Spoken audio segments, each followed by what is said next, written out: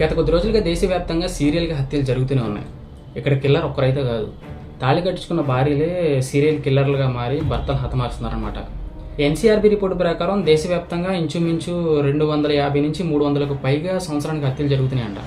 అవి కూడా రికార్డెడ్ అయినవి, రికార్డు కానీ ఇంకేనా ఉన్నాయి.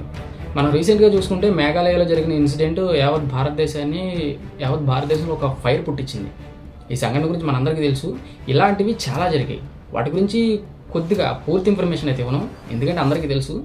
కొద్దిగా తెలుసుకుందాం సింపుల్గా ఎలా చనిపోయారు అనేది మాత్రం చెప్తాను. So let's dive into the video.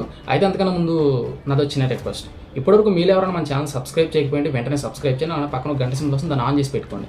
ఎందుకంటే మళ్ళీ 2025 మే 11 29 ఏళ్ల రాజారఘువంశీ అనే వ్యక్తికి పెళ్ళేది జరిగింది. తన భార్య అయితే హ్యాపీగా ఉందని చెప్పేసి హనీమూన్కి అయితే వెళ్ళాడు. హనీమూన్కి వెళ్ళిన జూన్ 2వ తారీఖున తనకు శవమై దొరికాడు అనమాట. అసలు పోలీసుల ఇన్వెస్టిగేషన్లో తెలిసిన విషయం ఏంటంటే, తన భార్య హనీమూన్కి తీసుకెళ్ళినప్పుడు తన భార్య ప్లాన్ చేసి తన ప్రియుడితో కలిసి కొంతమంది గ్యాంగ్తో హనీమూన్కి వెళ్ళిన ఒక ప్లేస్లో అటాక్ చేపించి తినను వదిలేసి, అంటే భార్యను వదిలేసి కేవలం భర్తను మాత్రమే తీసుకెళ్ళి చంపేశారని చెప్పేసి ఒక రిపోర్ట్ అయితే ఇచ్చింది, అంటే కేసు పెట్టింది.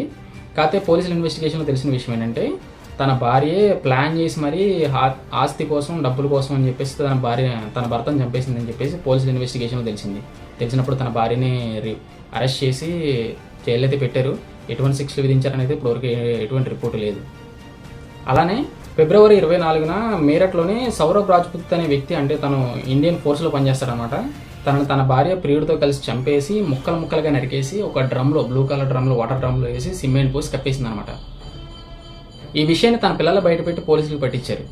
ఈరోజు సొసైటీలో ఉన్న ప్రాబ్లమ్స్ గురించి ఆలోచిస్తుంటే నాకు గూస్ పింపుల్స్ వస్తున్నాయి సార్. అసలు గూస్ పింపుల్స్ గురించి ఆలోచిస్తుంటే మళ్ళా గూస్ పింపుల్స్ వస్తున్నాయి సార్.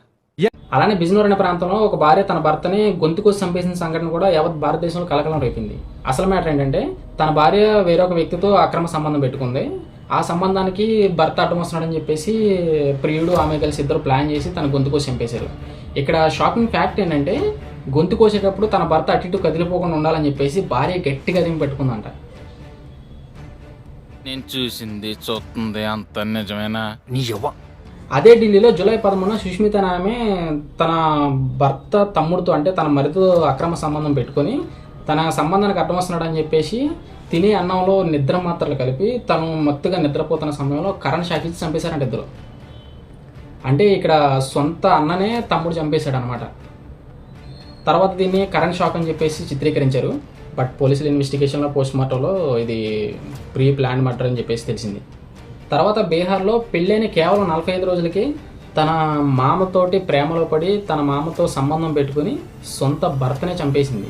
ముసలి ప్రేమికుడి కోసం కట్టుకున్న భర్తనే కేవలం 45 రోజులను చంపేసింది. ఇక్కడే షాకింగ్ ఫ్యాక్ట్ ఏంటంటే, ఆ ముసలి ప్రేమికుడు ఎవరో కాదనమాట, చనిపోయిన తన భర్త వాళ్ళ నాన్న అనమాట, సొంత తండ్రి.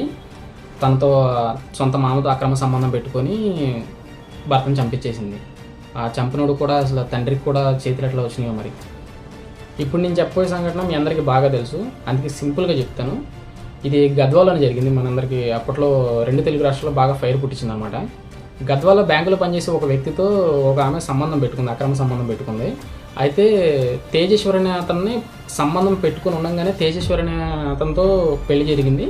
పెళ్లి జరిగిన తర్వాత ఆ బ్యాంకులో పనిచేసే వ్యక్తి ఈమె కలిసి ఇద్దరు తన భర్తను చంపేసి నంద్యాలలోని సుగాలిమెట్టు దగ్గర ఉన్న HNNS కెనాల్ దగ్గర పడేశారు. తన బాడీ అనేది కుళ్ళిపోయి దొరికిందనమాట. ఇక్కడ షాకింగ్ ఫ్యాక్ట్ ఏంటంటే, కేవలం బ్యాంకులో పనిచేసే వ్యక్తితో కేవలం EMI ఒకటే కాదు, తన తల్లి కూడా అక్రమ సంబంధం పెట్టుకుంది. ఇలా ముగ్గురు కలిసి తన ఆస్తి కోసం అని చెప్పేసి చంపేశారని ఒక రిపోర్ట్ అయితే ఉంది. అలానే శ్రీకాకుళంలో ఆముదాల వలసకు చెందిన ఒక పొలిటికల్ లీడర్ అనమాట, ఆయన చంద్రయ్య అనే వ్యక్తిని తన భార్య ఒక సాఫ్ట్వేర్ ఉద్యోగితో సంబంధం పెట్టుకొని తన సంబంధానికి ఈయన అడ్డం వస్తున్నాడని చెప్పేసి దూరంగా తీసుకెళ్ళి ఒక ప్లేస్కి తీసుకెళ్ళి చంపేసింది అనమాట. దీన్ని ఒక పొలిటికల్ వార్గా, అంటే ఉంటారుగా పొలిటికల్గా కొట్టుకుంటారు కదా కొన్ని చోట్ల, అలా కొట్టి చంపేశారని చెప్పేసి, అలాంటి తగాదాలని చెప్పేసి చిత్రీకరించింది. బట్ పోలీసుల ఇన్వెస్టిగేషన్లో తన భార్య కావాలని తన ప్రియుడితో కలిసి చంపేసింది, సుపారీ ఇచ్చి చంపించేసిందని చెప్పి తెలిసిందనమాట. ఇదే కాదు, మహబూబాబాద్లో హెల్త్ కేర్ సూపర్వైజర్గా పనిచేస్తున్న పార్థసారథి అనే వ్యక్తి తన బైక్పై వెళ్తుండగా మార్గ మధ్యలో కొంతమంది అటాక్ చేసి గొడ్డలతో నరికి చంపేశారు. తనని చంపేసి తన భార్య చెప్పిన విషయం ఏంటంటే, మార్గం మధ్యలో ఎవరో మా మీద అటాక్ చేశారు, నా భర్తను చంపేశారు, అతి కిరాతకంగా నరికి చంపేశారు అని చెప్పింది. కానీ పోలీసుల ఇన్వెస్టిగేషన్లో తవ్వగా తెలిసిన విషయం ఏంటంటే తన భార్య సుపారీ ఇచ్చి వేరే మనుషుల చేత, తన ప్రియుడితో తన వేరే మనుషుల చేత మనుషులు పెట్టించి అతి కిరాతకంగా గొడ్డలతో నరికి చంపించేసింది. అలానే రీసెంట్గా ఈ న్యూస్ కూడా చాలా వైరల్ అయింది. ఎంతలా అంటే పిడుగురాల్లో బంధువుల ఇంటి దగ్గర ఉన్న భార్యని కలవడానికి వెళ్ళిన భర్తని బంధువుల చేత కొట్టించి చంపేసిన తర్వాత ఆటోలో వేసుకొని నంద్యాలలో ఇంటి దగ్గర డోర్ డెలివరీ చేసిందనమాట. నంద్యాలకి డోర్ డెలివరీ చేసింది ఆమె శవాన్ని.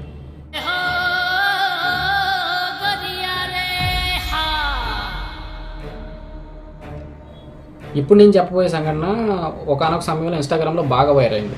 ఎంతలంటే చెప్తానండి. మహారాష్ట్రలోని పాలార్ జిల్లాలో ఒక భార్య ప్రియుడు వేరే ఒకరితో సంబంధం పెట్టుకొని ఆ సంబంధానికి ఊకూకి అంటే వాళ్ళిద్దరి మధ్యలో భార్యాభర్తల ఇద్దరి మధ్యలో సంబంధం గురించి తెలిసి చాలా గొడవలు జరిగిన తర్వాత బాగా అడ్డంగా ఉన్నాడని చెప్పేసి తన భర్తని ప్రియుడితో కలిసి చంపేసి బయట ఎక్కడ పడలేదు, ఇంట్లోనే గుంతతో వేసి ఆ ఇంట్లోనే పూడ్చిపెట్టేసి పాతిపెట్టేసింది అనమాట. ఆ తర్వాత బంధువులు వచ్చి ఎంక్వైరీ చేసి పోలీస్ కంప్లైంట్ ఇచ్చి అన్నీ చేసిన తర్వాత ఇంట్లోకి వెళ్ళి చూస్తే అన్ని రూమ్లో ఒక రకంగా ఉన్నాయి, ఒక రూమ్లో కొంత భాగం మాత్రం కొత్తగా టైల్స్ వేసి ఉన్నాయి. అప్పుడు డౌట్ వచ్చింది, ఎందుకు కొత్తగా టైల్స్ వేసి ఉన్నాయని చెప్పేసి ఆ టైల్స్ తవ్వి చూస్తే అక్కడ దొరికింది తన భర్త శవం.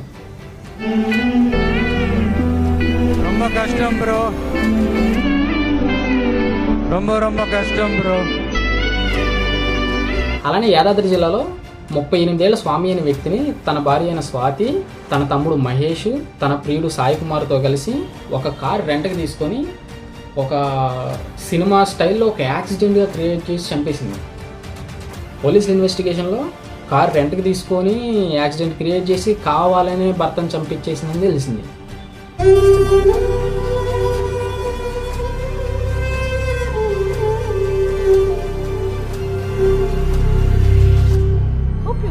ఇప్పుడు నేను చెప్పే కేసు అయితే నెక్స్ట్ లెవెల్ అనమాట. నైట్ 11 గంటల వరకు ఎవరితో ఫోన్ మాట్లాడుతున్నావు, ఇంతసేపు నువ్వు ఎందుకు మాట్లాడాలని చెప్పి నిలదీసినందుకు 32 ఏళ్ల వెంకటేష్ అనే తన భర్తని జయశ్రీ అనే తన భార్య తన తండ్రితో కలిసి గొంతు పిసికి చంపేసింది. నేను నిరపరాధిని ప్రూవ్ చేసుకోవడానికి అన్ని దారులు మూసుకుపోయాయి అన్నమాట. గడిచిన 3 సంవత్సరాల్లో యావత్ భారతదేశం మొత్తం మీద 750కు పైగా హత్యలు జరిగినాయి. కేవలం ఇవి రికార్డ్ అయినవి మాత్రమే, రికార్డ్ అవని ఇంకెన్ని ఉన్నాయో.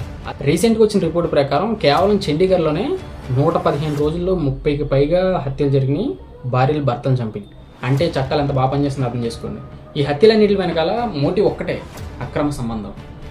మనిషి వాళ్ళు అవుతున్న టైంలో ఒకరినొకరు ఫుడ్ కోసం కొట్టుకొని ఫుడ్ లాక్కొని తిన్నారు. ఆ తర్వాత ఒక రాజ్యం మీద ఒక రాజ్యం దండెత్తి ఒకరినొకరు కొట్టుకొని చంపుకున్నారు. ఆ తర్వాత కులాల కోసం కొట్టుకొని చంపుకున్నారు. ఆ తర్వాత రాజకీయం కోసం కొట్టుకొని చంపుకున్నారు. ఆ తర్వాత గృహహింస చట్టం అని చెప్పేసి గృహహింస అని చెప్పేసి వరకట్నం గురించి భర్తలు భార్యని చంపేశారు. కానీ ఇప్పుడు కొద్దిగా చేంజ్ ఇచ్చి ఆడవాళ్ళు అక్రమ సంబంధం పెట్టుకొని ఎవడో సోషల్ మీడియాలో తగులుతాడు, వాడి కోసం చంపేస్తున్నారు. ఎవడో ఇంటి పక్కనో లేదా రోడ్డు మీద తగులుతాడు, వాడి కోసం కన్నా బిడ్డలను చంపేస్తున్నారు. ఎవడో సోషల్ మీడియాలోనూ లేదా ఏ కెఫేలోనూ ఏ ఫేస్బుక్లోనూ ఏ ఇన్స్టాగ్రామ్లో తగిలినోడి కోసం అమ్మ బాబుని చంపేస్తున్నారు. విదేశాలని జీడిపి టెక్నాలజీ పెంచుకునే పనిలో ఉంటే మన దేశం వల్ల మాత్రం అక్రమ సంబంధాలు పెట్టుకుని భర్తల భార్యని కన్న బిడ్డల్ని కన్న తల్లిదండ్రులను చంపేసుకునే పనిలో ఉన్నారనమాట మన వాళ్ళు. ఒకనొక సమయంలో అంటే 1961లో మన ఇండియన్ గవర్నమెంట్ గృహహింస చట్టం అని చెప్పేసి తీసుకొచ్చింది. ఏంటంటే వరకట్నం గురించి వేధించకూడదు, ఆడవాళ్ళని చంపేస్తున్నారు, అలా నిర్దాక్షిణ్యం చంపేయకూడదు అని చెప్పేసి ఒక చట్టాన్ని అయితే తీసుకొచ్చింది. అది కూడా 1984 నుంచి 1986 మధ్యలో ఆ చట్టాన్ని సవరించి పూర్తి స్థాయిలో అమల్లోకి తీసుకొచ్చారు. అది కూడా 498 అనే చట్టం కింద. అయినా సరే ఎక్కడ హత్యలు అయితే ఆగలేదు, కాకపోతే కొద్దిగా తగ్గినాయి. ఒక రిలేషన్లో బాధ్యతలు బంధాలు బాగా బలంగా ఉండాలంటే గవర్నమెంట్ పక్కాగా ఒక చట్టాన్ని అయితే తీసుకురావాలి. చేయకపోతే ఇదిగో ఇలాంటివి జరుగుతూనే ఉంటాయి. భార్యలు భర్తలు చంపుతుంటారు, భర్తలు భార్యలు చంపుతుంటారు, దారి దోపిడీలు జరుగుతుంటాయి, రేపులు జరుగుతుంటాయి, మర్డర్లు జరుగుతుంటాయి, ఇట్లాంటివి జరుగుతూనే ఉంటాయి. సో వీటన్నిటికీ మన గవర్నమెంట్ అనేది పక్కాగా ఒక చట్టాన్ని అయితే తీసుకురావాలి, కఠినమైన శిక్షణ అయితే విధించాలి. సో ఇదంతా జరిగేదైతే కాదు. సో మనం ఎప్పుడు ఇలాంటిది ఏదో జరుగుతూనే ఉంటుంది, మనం ఎప్పుడు ఇలా ఎదురుకొచ్చి మాట్లాడుకుంటూనే ఉంటాం. ఒక 4 రోజులు అయితే ఈ కేసులు వెళ్ళిపోతాయి, మళ్ళీ దీన్ని మనం మర్చిపోతాం, మళ్ళీ కొత్త కేసు వస్తాం, మళ్ళీ మనం దాని గురించి మాట్లాడుకుంటాం. మనకి ఇదంతా అలవాటే. సో తప్పకుండా వెళ్ళే ముందు ఈ వీడియోకి లైక్ చేసి, ఈ వీడియో నచ్చితేనే లైక్ చేయండి, వీలైతే షేర్ చేయండి. తప్పకుండా ఛానల్ని సబ్స్క్రైబ్ చేసుకోండి, ఎందుకంటే ఇలాంటి ఇన్ఫర్మేషన్ వీడియోస్ అయితే మీకోసం తీసుకొస్తూనే ఉంటా. ఎందుకోసమైనా సరే సబ్స్క్రైబ్ చేసుకుని పక్కన గంట సింబల్ వస్తుంది, దాన్ని ఆన్ చేసి పెట్టుకోండి. ఎందుకంటే మళ్ళీ కలుద్దాం. Signing off. బాయ్.